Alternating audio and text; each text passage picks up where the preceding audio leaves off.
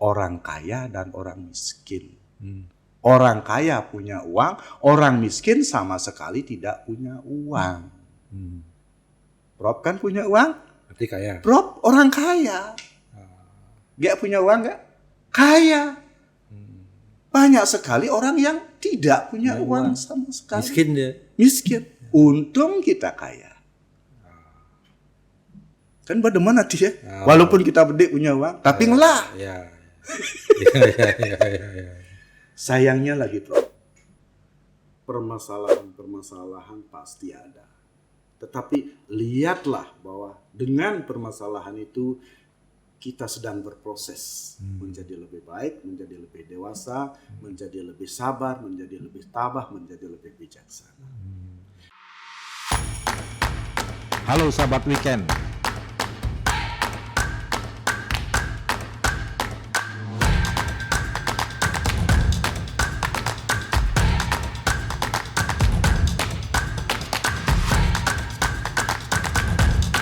Halo sahabat weekend, ketemu lagi dengan saya Wisnu Murti. Sahabat weekend, ketemu lagi dengan saya Wisnu Murti. Banyak orang mengatakan bahwa tersenyumlah maka Anda akan bahagia.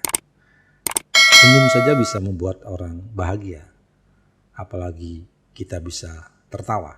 Dan hari ini saya mengundang satu tokoh yang menekuni satu bidang yoga yang sering disebut dengan yoga tertawa.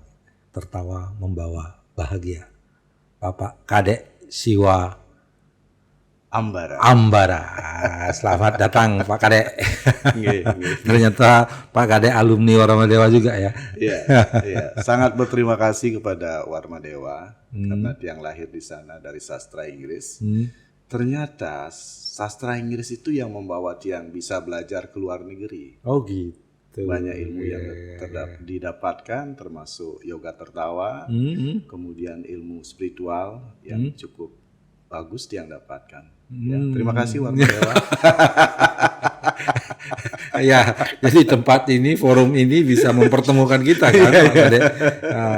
Oke, gimana jalan ceritanya ini Pak Kadek? Sampai kemudian menempuh jalan spiritual gitu.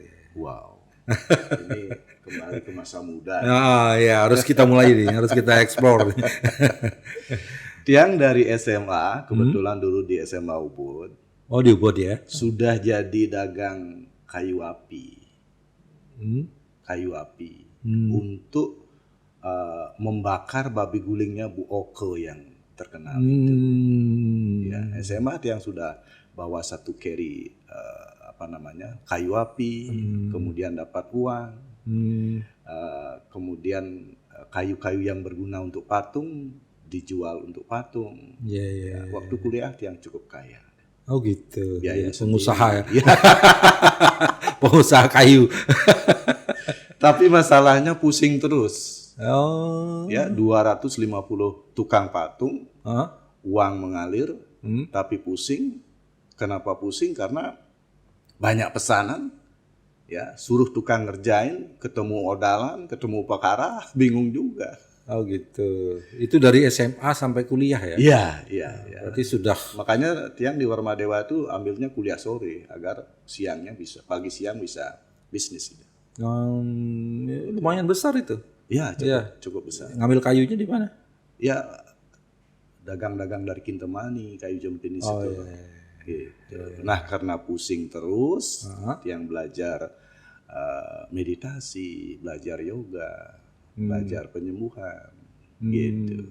Kemudian setelah tamat kuliah di Warmadewa, itu langsung jadi benese adat di Banjar Nyukuning, di desa Nyukuning ya. Ada Prof Windia di sana ya.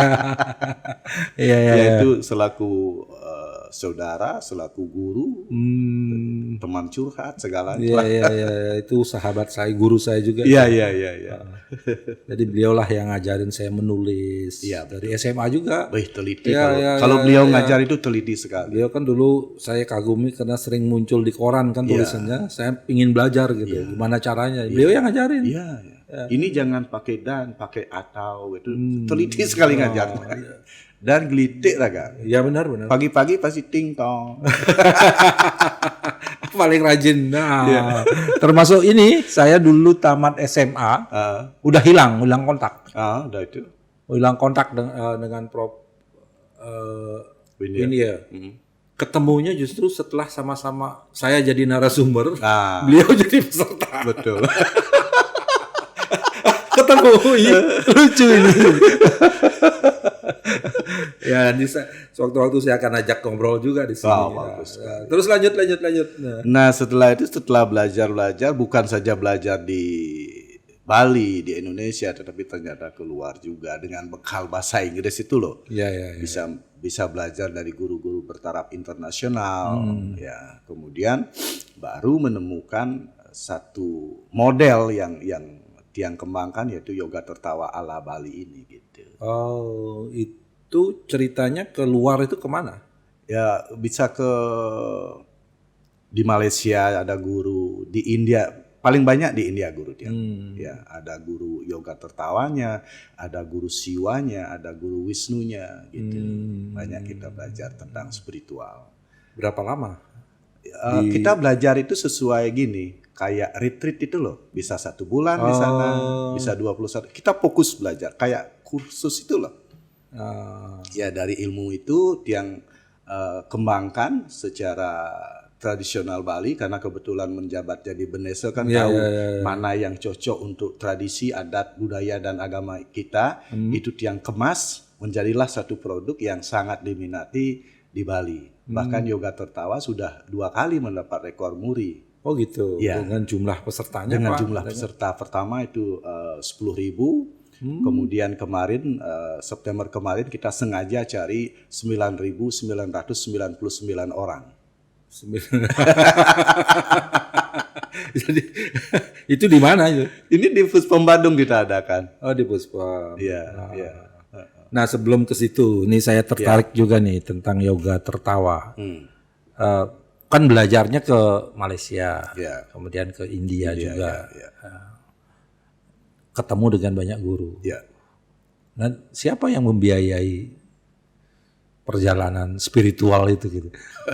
Sendiri ya sendiri. Ini kemauan sendiri ya. Iya. Memang kemauan untuk belajar yoga gitu. Iya, betul. Bahkan perjalanan terjauh, terberat, termahal itu ke Kailas. Kailas di mana ya? Di Kailas di Himalaya sana, puncak Himalaya yang diyakini sebagai rumahnya Siwa. Iya. Dan ternyata di sana adalah perjalanan terakhir saya. Kalau di pura-pura di Bali kan sudah beres lah semua. Yang di Jawa, di luar, sampai ke Kutai, di India juga. Yang kan pengikut Siwa. Di Siwa Purana dijelaskan, kalau kamu ingin betul-betul mendalami ajaran Siwa, kamu harus bisa datang ke 19 lingga jutir yang ada di seluruh India itu. Itu yang jalani. Kemudian ketemu guru Siwa yang memberikan nama Siwa Ambara kepada Tiang. Dia menyarankan kalau kamu ingin mengajar tentang ajaran Siwa, datanglah ke rumah Siwa yang ada di Kailas. Gitu. Yang di puncak Himalaya itu. Dan sampai di sana Tiang agak tersinggung. Karena mendengar suara yang begitu besarnya. Dek, pulanglah. Aku sudah ada dalam dirimu. Ajarkan semua umatku di sana untuk mencari aku dalam dirinya masing-masing. Itu bisikan. Bisikan. Ternyata memang di dalam diri manusia kan ada Siwa, ada Tuhan itu sendiri. Dan tugas Tiang sekarang adalah menuntun umat agar mencari Tuhan di dalam diri mereka masing-masing. Gitu. Nah dari aliran itu kan, ini aliran ya? Kepercayaan. Kita kan di Bali itu kan Siwa. Dan sebenarnya semua ajaran kebenaran itu asalnya dari Siwa, Adi Guru Siwa. Guru yang pertama. Adi Yogi, yoga yang pertama. Sebelumnya kan tidak ada ajaran agama kan. Kemudian dari Adi Guru ini ada 7 maharsi yang menyebarkan ke seluruh dunia. Penyebaran ini sesuai dengan adat tradisi di sana. Di sana itu artinya di tempat Di masing-masing. tempat-tempat itu, agama-agama itu sumbernya di sini. Ajaran kebenaran. Iya. Gitu. Coba kalau diteliti, di mana-mana yang namanya orang belajar agama, awalnya pasti ada lingga yoni. Itu simbol dari Siwa dan Durga itu sendiri. Istilahnya laki perempuan itu. Iya. Di Bali meme bape. Meme bape. Siwa Durga. Siwa Durga gitu ya. Iya. Nah, apa yang menarik Pak Dek ini untuk mendalami ajaran Siwa ini? Karena apa ya? Tiang sudah agama kan Tiang sebagai benese itu mendalami. Betul. Bagaimana mulai dari perencanaan, ya, persiapan, pelaksanaan, menyelesaikan itu. Tiang tahu bahwa ajaran-ajaran kita di Bali ini adalah ajaran agama, khususnya adalah agar umatnya, menuntun umat agar mendekatkan diri pada Tuhan. Mendekatkan diri pada Tuhan. Ya, kita ke pura-pura itu semua untuk mendekatkan diri kepada Tuhan. Tetapi ajaran yang Tiang kembangkan adalah spiritual Bali modern. Di mana di sini kita bisa bertemu Tuhan. Mendekatkan diri dengan Tuhan, agama. Setelah dekat kita bertemu. Face to face dengan Tuhan. Caranya? Kita kan sadar bahwa Tuhan itu satu. Betul. Di Bali itu Tuhan itu satu. Kemudian sebagai Ongkara kalau di Bali. Siwa, Sadasiwa, Paramasiwa. Simbolnya adalah Ongkara. Ongkara. Sebelum Ongkara kan ada Rewa Wineda, Arda Naraswari. Setelah ada Naraswari ada Trimurti, ada Trisakti, ya. Kemudian ada Panca Mahabhuta, Tuhan berwujud tanah, Tuhan berwujud air, api, angin, dan akasa. Kemudian di Bali Dewata Nawasana. Ya. Nah di sini juga dari kecil kita, dari SD kita sudah diajari bahwa Sang Hyang Widi itu sumber Parama Atma. Kemudian beliau punya percikan-percikan kecil yang ada di setiap makhluk. Di dalam diri Tiang ada Tuhan, ada Siwa. Di dalam Pak Wisnu ada Siwa atau Wisnu, siapa saja disebut tidak apa-apa beliau, karena beliau banyak nama. Itu. Nah, artinya ketika kita sadar ada Tuhan dalam diri kita, ketika Tiang sadar ada Tuhan dalam diri Prof Wisnu, ada Tuhan dalam diri siapa namanya Gak? Diska, berarti kita menghormati Tuhan. Yang perlu kita hormati adalah Tuhan-Tuhan yang berwujud ini. Seperti itu pemahaman spiritualnya Bali modern itu. Dan inilah yang Tiang ajak. Nah, yang juga sering kita dengar gitu kan. Nah, ini penting juga diluruskan gitu ya. Betul. Berarti Hindu itu punya satu Tuhan, bukan banyak Tuhan. Bukan. Hah? Bukan. Itu manifestasi beliau. Jadi padahal beliau satu. Satu ya. Tapi ada di mana-mana kan. Di mana-mana. Percikan-percikan beliau. Yang disebut orang dewa itu apa? Dewa percikan tapi lebih besar. Kualitasnya, cahayanya lebih besar. Div ya? Ya. Kalau kita juga cahaya tapi kecil. Kalau Betara, nah itu kita. Kalau Betara kan sebutan dari kita yang sudah melinggih, misalnya Betara Yang. Kita setelah mati, setelah dilinggihkan menjadi Betara. Beda dengan dewa. Kalau dewa lebih cahayanya lebih besar. Gini, apa namanya ini? Watt. Ya, ada 1 watt, 2 watt, 5 watt, ya 80 watt, 1000 watt itu. Oke. Nah, kita sudah menemukan bahwa Siwa gitu. Siwa. Jadi kalau dalam Trimurti kan Brahma, Wisnu, Siwa. Beliau sebenarnya menyatu dalam Ongkara. Dalam Ongkara. Ya. Siapa yang membedakan antara Brahma, Wisnu dan Siwa itu salah. Jadi sebenarnya tunggal. Tunggal. Cuman fungsi. Ketika berfungsi sebagai ini dia kan gitu kan. Sekarang Prof Wisnu sebagai apa namanya ini? Pewawancara. Iya. Tapi sebenarnya beliau adalah ketua yayasan kan? Fungsinya sekarang. Fungsinya padahal orangnya sama. Jadi moderator. Di rumah sebagai suami kan. Iya. Kalau anak mau manggil bapak. Bapak. Ya. Ini sering orang memilahkan gitu Iya, kan. memilahkan. Jadi seolah-olah ini dengan ini beda. Beda gitu. ya. Padahal yang beda itu fungsinya. Iya. Wujudnya beda ya ketika dia menjalankan fungsi kan. Betul. Gitu. Iya kan? Betul. Ya. Nah, apa kaitannya lalu dengan yoga tertawa itu? Begini, tujuan setiap orang, siapapun dia, hanya satu yang diinginkan, bahagia. Nah, jadi semua agama kayaknya mengajarkan manusia itu bahagia. Tetapi bahagia begitu mudah diucapkan, begitu sulit dicapai. Nah, apa sih sebenarnya bahagia itu? Oke, sebelum kita berangkat berbicara tentang Apa bahagia itu ya? Apa bahagia itu? Tolakan dari bahagia apa? Penderitaan. Lawannya gitu Ya, lawannya. Ya. Manusia mencari kebahagiaan di mana-mana, tetapi yang dia temui penderitaan terus. Bukankah dalam Hindu diajarkan bahwa orang dilahirkan karena memang menderita gitu? Betul. Lalu kalau ingin bahagia, kita harus mampu melewati 3 mayat penderitaan. Langkahi dulu 3 mayat penderitaan ini. Apa itu? Ada 3 penderitaan. Penderitaan fisik apa yang modelnya? nyata, penderitaan mental, penderitaan spiritual. Penderitaan fisik yang ngenah-ngenah ini yang kita bisa rasakan secara langsung. Sakit. Nah, ini sakit pertama ini manusia ini, permasalahan manusia itu sakit. Ya. Sakit fisik nih. Sakit fisik. Ya. Kemudian sakit hati. Sakit hati. Ya. Sakit fisik, sakit hati, terakhir sakit jiwa. Sakit hati itu beda dengan sakit fisik ya? Beda. Kalau fisik kan kita jubit, sakit. Itu. Nah, ini dah sakit, kita ngomong sakit ya. Berapa macam sakit di dunia ini? Coba tanya dokter, banyak sekali, ratusan bahkan ribuan kalau diteliti ya. Itu ribuan penyakit. Itu. Kemudian sakit hati juga penyebabnya banyak.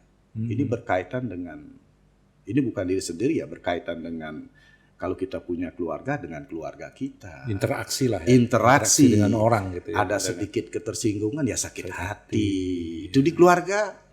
Kemudian di kampus. Ya, di masyarakat. Di mana-mana kalau kita berhubungan sosial itu, kalau kita tidak sesuai dengan harapan pasti ada sakit hati. Sakit hati itu sakitnya di sini loh. Kemudian penderitaan spiritual. Kita sudah kunjungi semua pura yang ada di Bali, ya, tempat-tempat suci, apakah danau, sungai. Tujuan kita mencari Tuhan, tapi tidak ketemu Tuhan. Ini juga sebuah penderitaan. Saya sudah berdoa kemana-mana, tapi kenapa hidup saya menderita seperti ini? Jadi sering menyalahkan Tuhan ya? Sering menyalahkan Tuhan. Pecak mau bakti gitu tiap hari nunggu segelam gitu. Itu sakit apa itu? Itu sakit spiritualnya, penderitaan spiritual. Nah, inilah kita akan bahas satu persatu ini. Sakit fisik misalnya. Ya. Bagaimana kita bisa bahagia dalam penderitaan sakit fisik ini? Bagaimana kita bisa bahagia dalam penderitaan mental? Bagaimana kita bisa bahagia dalam penderitaan spiritual ini? Ini yang kita kupas satu persatu. Ya, sakit misalnya. Agar kita tidak menderita ketika sakit. Ini sebuah kesadaran yang harus kita sadari, pahami, dan terima. Berapa jumlah manusia di dunia ini? Berapa jumlah binatang di dunia ini? Berapa jumlah tumbuh-tumbuhan yang ada di dunia ini? Ternyata semuanya sakit. Ini yang harus kita pahami. Coba Pak Prof tanya teman-teman, dosen-dosen di kampus. Tanya semua mahasiswa, apakah ada yang tidak sakit? Setiap orang sakit. Entah sakit gigi, entah sakit panu gitu ya. Ya panu. ya, selatan gigi. Sakit yang paling kecil tuh makan telepon, kemudian ada satu kelapa yang tersangkut itu udah bingung. Apalagi kanker stadium 3. Kita yang selatan gigi saja sudah panik, apalagi mereka yang stadium 3. Gitu. Intinya semua orang sakit. Semua orang. Tidak ada yang cuman levelnya. Yang membedakan hanya ada sakit cenik dan sakit gede. The big sick. Small sick and the big sick. Ciri-ciri orang sakit gede. Saat ini dia berbaring di rumah sakit, tidak bisa berkutik apa-apa. Tangannya ada infus, obat, makan, minum, mulut kasih oksigen, ya, bahkan kaki ada dibalut gitu karena gerak-gerak gitu, ya. Kemudian di dada ada beberapa alat, kemudian di sana ada TV, titut, titut. Itu orang kena sakit gede, singidang dia. Ya. Sekarang Prof Wisnu kena sakit cenik. Ya, mana lebih untung? Dia enggak bisa kemana-mana. Ya, Prof bisa jadi moderator ini. Tiang bisa jadi narasumber, walaupun dia yang sakit. Gigi dong sakit kan. Tapi nungidang orto. Betapa bersyukurnya kita. Karena kita kena sakit cenik. Kan ada kebahagiaan ketika kita lihat orang banyak di bawah kita. Lebih besar sakitnya. Gitu. Kemudian penderitaan fisik kedua selain sakit ya. Pipis masalah. Pis. Uang. Ya. Artinya apa? Ya.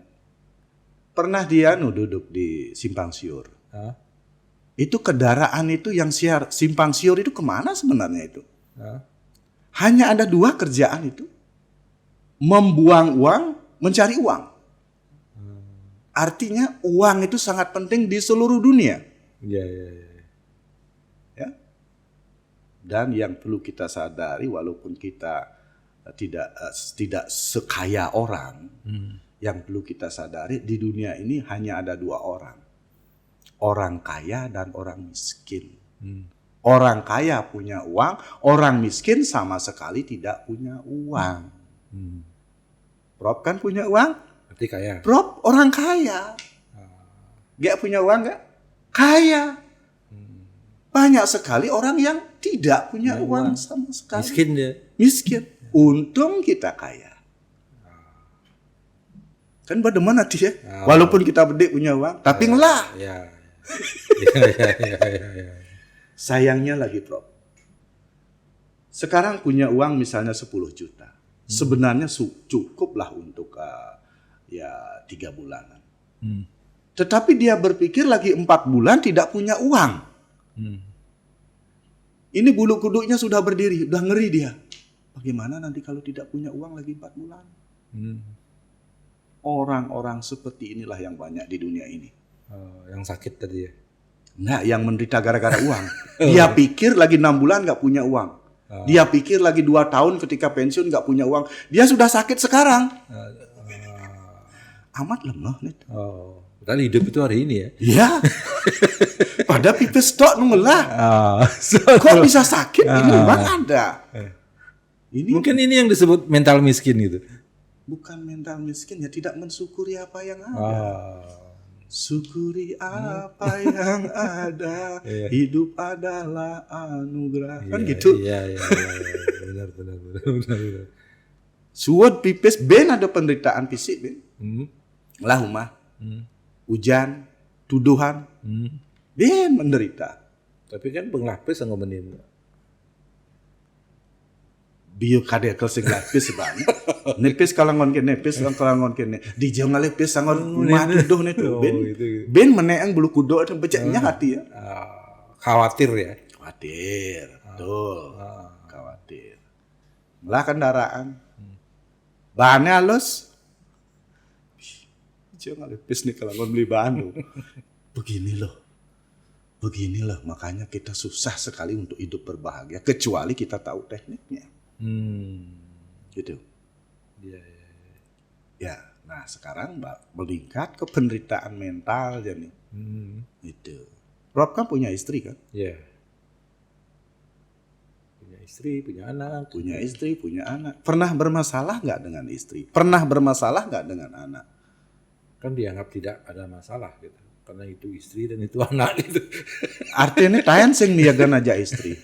Nggak pernah. Sekan nih. Kalau miyagan itu kan terjadi apabila dua orang atau lebih, ya kan, mengalami disinformasi. Itu miyagan dari sisi mulut. Ya, ada miyagan secara fisik. Nah, itu kan dua orang atau lebih. Iya. Ya kan? Iya. Agar miyagan tidak terjadi, kan begitu sekarang rumusnya. Ya, berarti unsur dua orang atau lebih ini harus dihilangkan gitu. Berarti sing lah Qur'an. Oh enggak, kalau Qur'annya uyut, dia milu uyut. Kan tidak terjadi.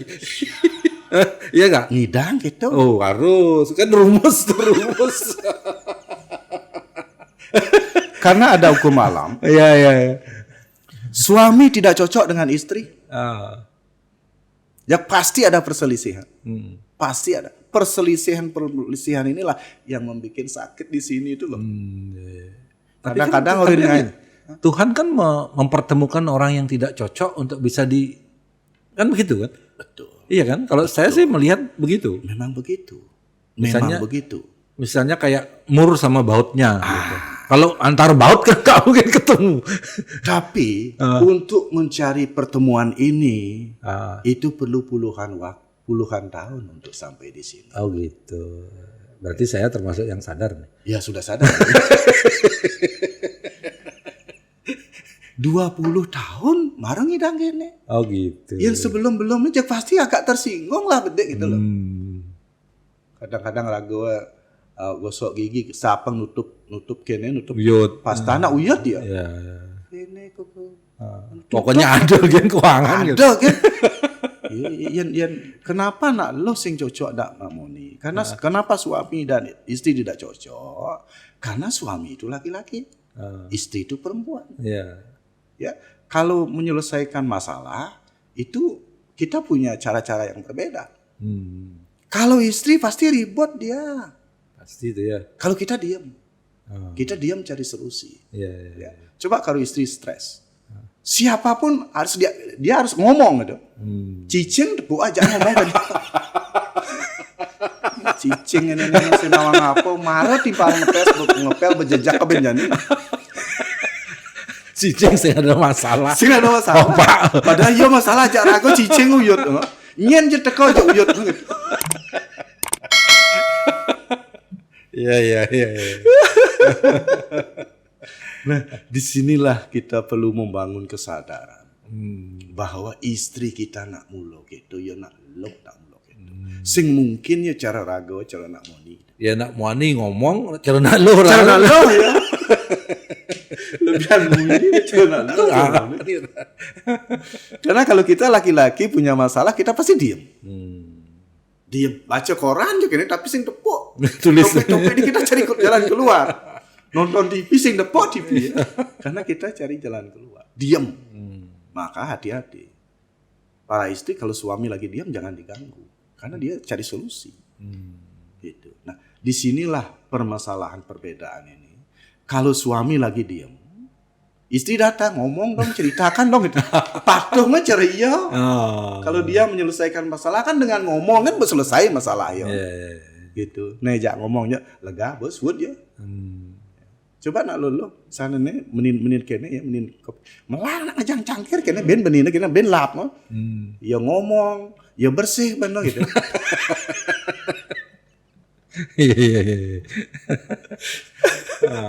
Ya itu dengan istri, dengan anak, agak nak bermasalah masih karena kita beda. Kita ini 50 tahun, ia baru 12 tahun atau 15 tahun. Ya beda lah. Banyak orang tua yang memaksakan kehendak agar anaknya sama dengan dia.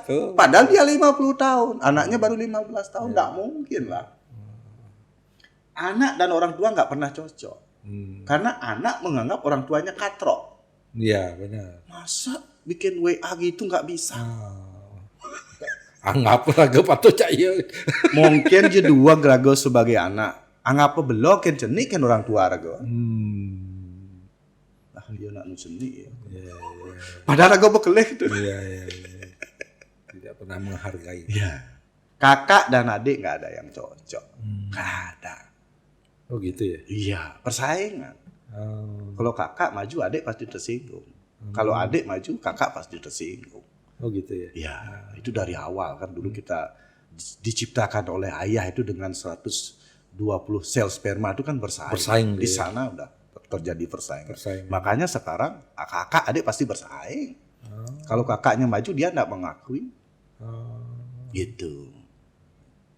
Ipar dengan ipar sih udah cocok. Oh gitu. Apa hubung ipar jarago? Buang larasin ada. Mungkin beli kan kadang orang I love you kan dia. Jual kan dia kata ipar gitu. Padahal kok beda. Gitu. Juga dengan istri kita kan sih ada hubungan apa sebenarnya. Kadang beleh kan orang aku mencintaimu gitu. Bukan kadang mau beleh ban. Ini kadang ngelah panah enseng kita duga sih barang enggak yo. Ini kita ngomong kenyataan aja. Lain hanya kalau Prof sudah sadar, yang sudah sadar, istri itu penting sekali loh.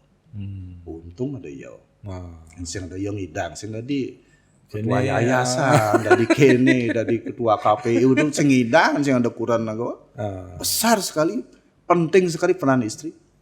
Enseng ada istri kuat, sing ada profesor kene, sing ada tiang kene. Makanya berterima kasihlah, sayangilah istri kita. Kan ada pepatah itu kan di balik laki-laki sukses ada perempuan hebat. Itu udah dia. Di balik perempuan hebat ada sejumlah ATM.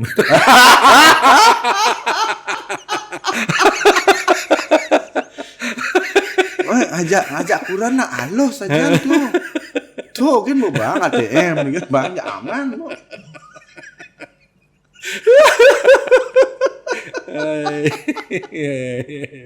Nah sekarang udah itu kan, udah teridentifikasi. Itu problem-problem kita kan. Jadi pendek kata bahwa kita ini lahir bermasalah. Gitu. Bermasalah. Baik itu bermasalah fisik, bermasalah hati, bermasalah mental kan itu ya. Nah apa yang harus dilakukan ini? Kan itu solusinya sekarang. Masalah itu penting sekali. Nah, hidup kalau tidak ada masalah kan tidak hidup. Sing jadi profesor. Iya kan? Sing jadi guru yoga tertawa. Ya jadi profesor kan karena bermasalah dari dulu kan. Iya kan. Dari SD bermasalah. Ada ulangan umum, ada begini, ada ujian negara. Bidang menek ke SMP. Di SMP ben di UPR ya. Dari pramuka, dari menggenap naik ke SMA. SMA kuliah. Artinya cara kita mengatasi masalah kan begitu. Jadi bukan membuat masalah gitu. Jangan anggap masalah sebagai masalah. Nah, masalah itu adalah lihat sebagai proses. Tantangan kan itu. Coba masalah apa yang pernah hadapi? Banyak masalah. Coba lihat dari sisi positifnya. Ini pelajaran sebenarnya. Pelajaran. Yang sing ada masalah tuh sing idang raga ke dini. Benar. Dari Tonjo sampai sini apa jalannya lurus? Lurus? Jalannya ada belok kanan, belok ada kiri, macet lagi. Ada macet. Belum lagi ditutup karena upacara kan. Ada naik, ada turun, itu menjengkelkan kan? Inginnya kita jalan lurus, enggak ada. Kalau kita bilang belok kiri itu salah, coba dari Noja belok kanan sampai di sini dia nyelir. Enggak mungkin. Maka dalam hidup itu seperti sebuah perjalanan. Jalan kiri penting, jalan kanan penting, naik penting, turun penting. Karena lurus penting, mundur juga penting. Inilah sebuah proses spiritual yang membuat kita menjadi lebih baik, menjadi lebih dewasa, menjadi lebih tersadarkan, terakhir menjadi lebih bijaksana. Proses yang harus kita jangan pernah masalahkan masalah. Jadi untuk menjadi bijaksana itu perjalanannya panjang. Panjang. Dengan berbagai macam pengalaman kan gitu ya. Dengan penderitaan fisik yang harus kita lewati. Penderitaan mental yang harus kita lewati. Biasa sakit hati nih gitu. Tapi yang sing sakit hati sing ada hati bahagia. Iya, ada rasa kan gitu. Oh begini rasanya orang sakit hati kan gitu. Tidak menyakiti kan gitu. Jadi sekarang kan kita kembali ke tujuan hidup raga bahagia sih. Ternyata kalau kita mencari kebahagiaan di luar, itu prosesnya lama sekali. Dan perlu menghabiskan banyak tenaga, banyak biaya dan segalanya. Ya. Dulu kita pikir bahwa ketika kita nganten kita bahagia. Tetapi setelah nganten 1-2 hari memang bahagia. Setelah itu masalah itu. Yin ngayanglah panak ora demana dia. Wong lah panak sakit, ngeleng, nagih kene, nagih gitu. Ya nanti kalau anak kita sudah gede baru senang, baru bahagia. Bener. Begede motor tagih HP tagih. Nyen bong anten panak mari bahagia. Bong lah mantu. Bong lah mantu apakah bahagia? Belum tentu. Ben berharap panglah cucu baru bahagia. Bola cucu belajar lagi. Ya itu agak panjang untuk mencari kebahagiaan dan tidak akan ketemu. Ya ternyata mencari kebahagiaan harus kembali ke dalam diri. Ada 5 hal yang harus dilakukan untuk meraih kebahagiaan. 1, lihat keberhasilan kita. Lihat keberhasilan. Untung aku ada di ketua yayasan Warma Dewa. Untung ketemu Pak Kadek. Ternyata Pak Kadek itu tamat Warma Dewa. Walau saya baru tahu juga. Itu. Ya, maka hidup ini sebenarnya untung. Ketika kita sadar bahwa segala sesuatu itu menguntungkan kita, maka ada kata bersyukur. Ketika kita mau berani mengeluarkan kata bersyukur, level kebahagiaan kita sudah 200 Hz. Itu. Untunglah istri seperti itu kan. Ngelah panak dadinnya. Berapa ada anak? 2. Wah 2. Cowok cewek? Cowok. Untung punya cowok. Yang satu pun enggak punya cowok. Oh gitu. Iya. Untung itu punya. Untung masih yang gitu. Untung cewek-cewek gitu. Benar nayin kan Lu panak monitor kau. Bahkan kalau kita untung itu ya bersyukur 200 Hz. Iya, bersyukur. Ien bongondang bani ngorang untung merep su kenyamnya. Senyuman ini mengangkat level kebahagiaan kita menjadi 300 Hz. Senyum. Coba senyum. Ya, maka tersenyum lah. Ya, coba senyum sekarang. Sedih coba. Angkat ini. Senyum, tapi bersedih. Ngidang? Nggak ngidang. Ini, bibir ada tali ke hati. Kita akan bahagia ketika hati terbuka. Hati akan terbuka ketika bibir kita naik. Oh gitu. Kalau benih sing ngidang sebat. Itu.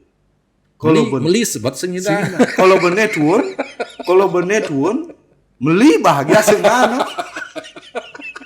Oh iya. Mau meningkat lagi bahagianya. Bernyanyilah di kamar mandi. Bernyanyi? Ya. Oke. 350 tuh. Naik lagi. Ya naik lagi. Levelnya. Ya, mau 400 sambil nyanyi penek 5. Nari. Di sini senang, di sana senang. Nari. Makanya penari-penari itu bahagia dia. Bahagia. Pada saat nari aja. Gue mulai tepuk ukuran udah. Gue mulai menetra ya. Nggak ketemu orang yang di rumah itu ben yo menderita. Ben su. Mestinya di rumah kalau udah tahu begitu menggamal ya cuma. Iya. Oke. Kalau mau lanjut ya kebahagiaan itu bisa sembahyang, bisa meditasi, bisa yoga. Dan terakhir kebahagiaan tertinggi akan didapatkan ketika kita tertawa. Itu paling tinggi gitu. 500 Hz. Itu ketawa dibuat ketawa atau memang ketawa beneran, kan beda itu. Masalahnya organ di dalam nggak ngerti apakah tertawa bikin-bikinan atau bohong-bohongan atau benar-beneran, nggak ngerti Karena ada dia. kaitan ke sini ya. Ya, begitu tertawa dia respon. Oh, di situ. Iya. Nah, kembali ke tadi, kita tidak bahagia karena kita menderita. Penderitaan fisik, mental, spiritual. Semua penderitaan ini akan hilang dengan tertawa. Jawabannya itu ya. Tertawa ya. Yeah. Bersyukur, tersenyum, menari, bernyanyi, menari, yoga, meditasi, sembahyang, tertawa. Itu. Berarti mulai hari ini habis sembahyang itu saya harus ketawa nih. Iya. Jadi kan ketawa tidak harus nunggu sembahyang. Nggak perlu. Tapi ntar ketawa sendiri diketawain orang. Dianggap gila kan? Dianggap gila. Nietzsche ada yang dianggap gila padahal kan gila asli. Iya.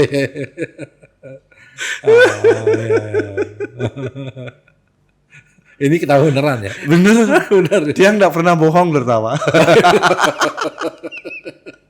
Banyak orang bilang susah tertawa. Tertawa itu tidak perlu apa-apa, hanya buka mulut dan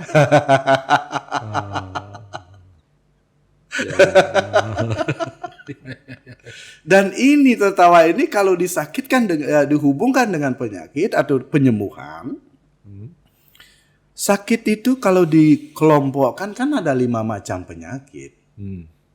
Pertama, penyakit di sekitar kepala. Pusing, ya, susah tidur, kerongkongan. Ini masalah tiroid ini. Orang yang emosinya meledak-ledak, sering khawatir, cemas, gelisah, takut, cepat marah, mudah tersinggung, di sini dia. Oh gitu. Ini perlu dibenahi.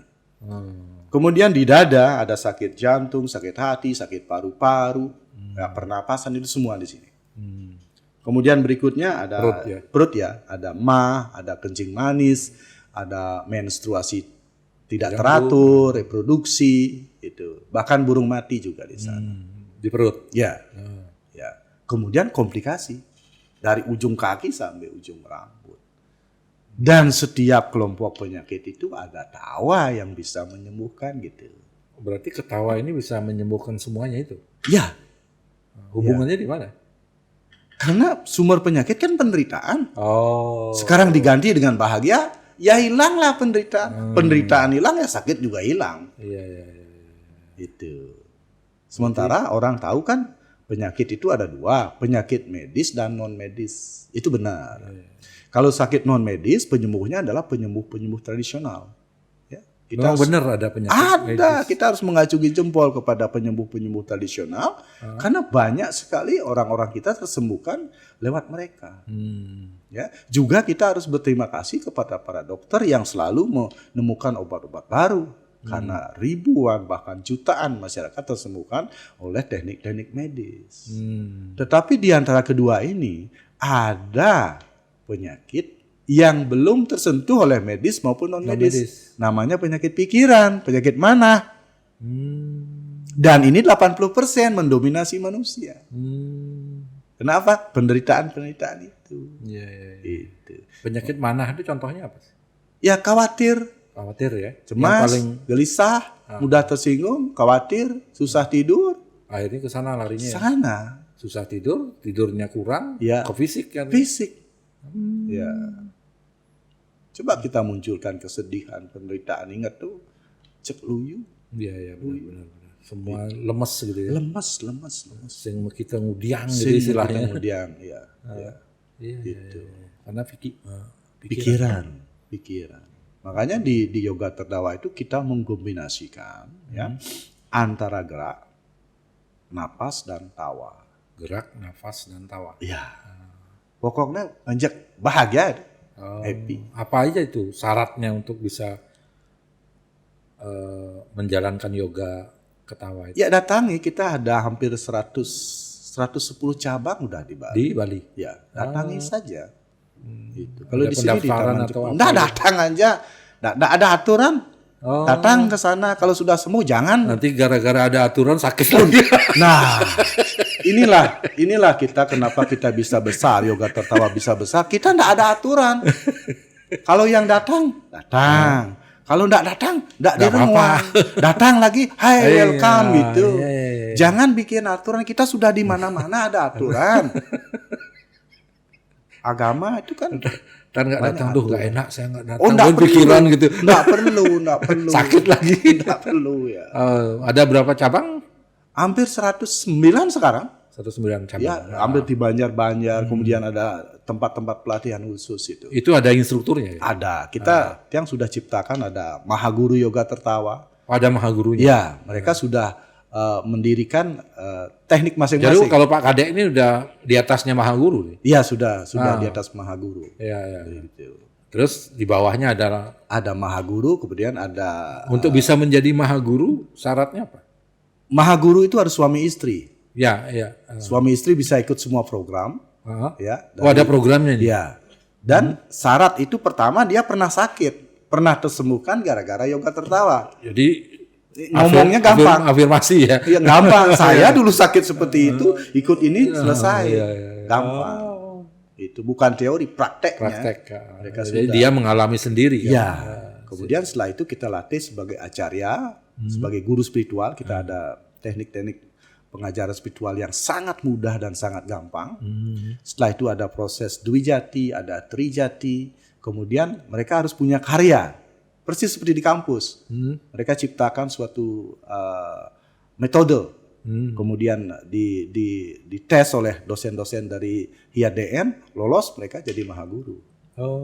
Ini ada kaitan dengan HIADN juga? Kalau kita hampir semua dosen di sana kita pernah undang ke Pembarasan untuk memberikan pencerahan-pencerahan. Gitu. Karena kita harus harus berdasarkan keilmuan.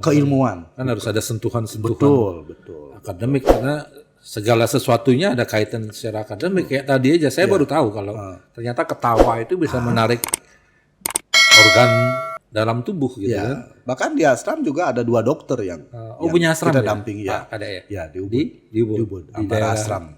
Di Banjarnyukuning. Di Kuning. Ya. Ada Dokter Mustike, ada Prof. Dr. Jawi juga. Oh, Dr. Jawi. Ya, itu sebagai kita. Kalau ada masalah kita tanya. Konsultan lah. Konsultan, gitu ya. Dengan kesehatannya. Dan kita juga bergabung dengan semua ahli-ahli penyembuh tradisional Bali. Kita ada kaitan juga. Kalau kita perlu kita panggil mereka, pelaku-pelaku spiritual Bali, semua kita rangkul. Artinya yoga ketawa ini sebenarnya kita bisa bedah secara akademik kan gitu. Bisa. Iya kan? Bisa. Kan itu yang penting. Kadang-kadang kan orang selalu mendikotomikan gitu.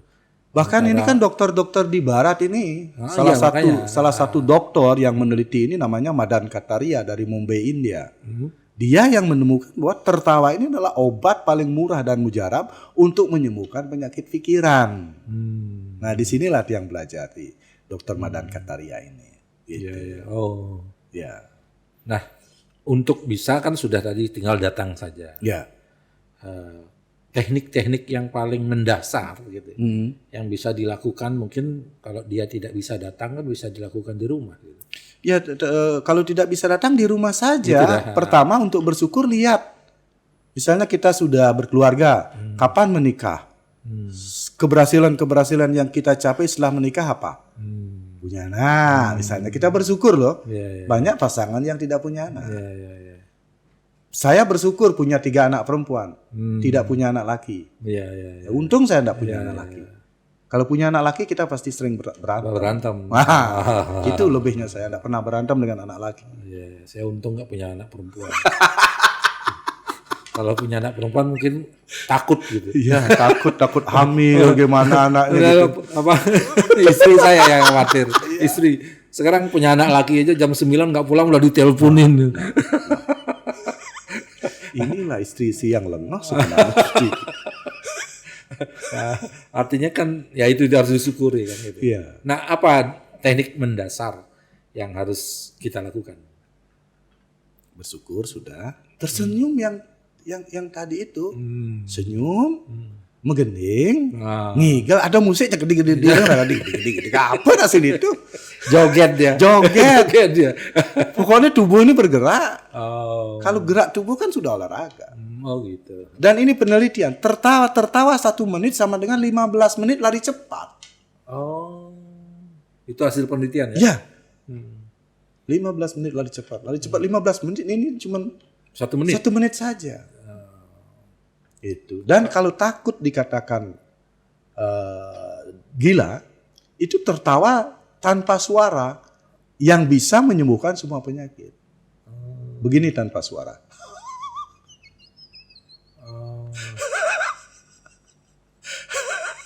Yang pindahan tuh kedek ngekel. Engkel. Ya. Engkel ya kedek. Sakit perut kan? Ya, Ini ya. ada proses di dalam. Oh gitu. Kalau kedek seingat kenapa? Kalau orang ketawa sampai sakit perut itu Itu bagus. bagus ya? Itu sudah reaksi semua. Oh gitu. Ya. Sakit pasangan kedek gitu. Ya. Orang kedek kok sakit pasangan gitu. Dan ini penelitian terakhir. Tertawa tidak saja mampu menyembuhkan orang sakit. Tertawa mampu menghidupkan orang yang sudah mati. 3 hari yang lalu Cok Sawitri meninggal kan. Cok Sawitri. Ya. Cok Sawitri Sastrawan. yang hebat itu ya. Oh. Meninggal beliau. Oh. Setelah tiang cek dalam meditasi, kematian beliau disebabkan tahu? Karena beliau tidak mampu menarik napas. Dan tidak bisa tertawa. Kalau saja beliau bisa tertawa pasti hidup kembali. Gitu. Seandainya beliau tertawa, itu pasti hidup kembali. Tetapi kemarin sudah dikremasi di Bebalang Bangli. Oh sudah. Oh. Ya ikut berbelasungkawa. Ya. Itu aktivis yang saya kenal. Cok Sawitri. Makanya nanti kalau Frop meninggal, ingatlah tertawa, pasti hidup kembali. Ya. Ya. Ingat apa ketawa? Ingat ketawa dan langsung Langsung tertawa. ketawa. Pasti hidup kembali, walaupun sudah mayat. Ya. Ini penelitian dokter. Ya. Oke. Nah, apa saran-saran Pak Dek ini yang kiranya bisa ditransfer ke anak-anak muda kita, ke sahabat weekend kita? Ya, kita sebagai manusia, permasalahan-permasalahan pasti ada. Tetapi lihatlah bahwa dengan permasalahan itu kita sedang berproses menjadi lebih baik, menjadi lebih dewasa, menjadi lebih sabar, menjadi lebih tabah, menjadi lebih bijaksana. Dan jangan terlalu khawatir tentang masa depan, ya, karena masa depan masih jauh. Lakukan apa yang dapat kita lakukan saat Hari ini. ini. Dari saat ini ke saat ini berikutnya. Dari detik menjadi detik, 60 detik, 1 menit, 1 menit, 1 jam, 1 jam, 1 hari. Itu saja. Masalah lagi 1 minggu, ayo kita pikir lagi 7 hari. Ya, jangan sekarang sudah berpikir minggu depan, nggak usah. Buang-buang tenaga. Ya, kalau masih hidup lagi 1 minggu. Kalau mati kan rugi kita harus pikir kan. Kita harus pikir secara bisnis gitu. Apa yang merugikan. Jangan pernah menyesali masa lalu. Karena tanpa masa lalu kita tidak bisa seperti saat ini. Bersyukurlah, berterima kasihlah kepada masa lalu. Berterima kasihlah kepada orang yang membenci kita, yang menolak kita, yang membuli kita. Karena mereka adalah guru-guru utama kita. Jadi mereka lah yang mengajarkan kita untuk menjadi seperti ini kan gitu. Ini argo jengah bahasa awas kayak mana. Ensing lagu ngidang menunjukkan keberhasilan lagu lek hati ya. Jengah itu kan. Iya. Tapi nggak boleh dendam berarti. Nah, berterima kasih kepada Karena mereka lah yang menjadikan guru kita, pemicu kita. Justru berhati-hati dengan orang yang memuji kita. Karena ada udang di balik pengorengan. Iya. Hanya orang-orang yang benci kita mau mengungkapkan kebenaran kita.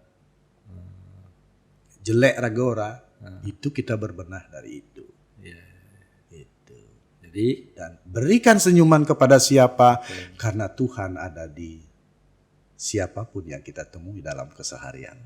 oke, wow, keren. Oke Pak Dek, kalau ini kita ceritakan mungkin memerlukan banyak waktu ya, karena temanya menarik pembicaraan kita menarik dan membuat kita ketawa gitu. Biasanya Tiang punya 17 topik. Iya. Nanti mungkin kita bisa berseri ya Pak ya. Betul. Ya, betul. karena penting untuk kita di zaman milenial, di zaman perubahan yang luar biasa. Ini kan penyakit yang paling besar menurut Pak kan hampir 100% orang sakit pikiran gitu ya. Fisik mungkin sehat, tapi pikiran. Dan salah satu cara mengobati adalah itu tadi, dengan 5 langkah yang harus kita lakukan. Jadi terima kasih sudah bisa berbagi. Dan sahabat weekend, mudah-mudahan apa yang kita diskusikan hari ini ada manfaatnya. Dan bagi kita, tersenyum adalah obat tidak saja untuk diri tetapi untuk orang lain. Karena tidak mungkin orang akan tidak suka kalau kita tersenyum, kecuali senyummu adalah tangisku gitu. Terima kasih sahabat weekend, jumpa lagi dalam kesempatan yang lain. Bye bye.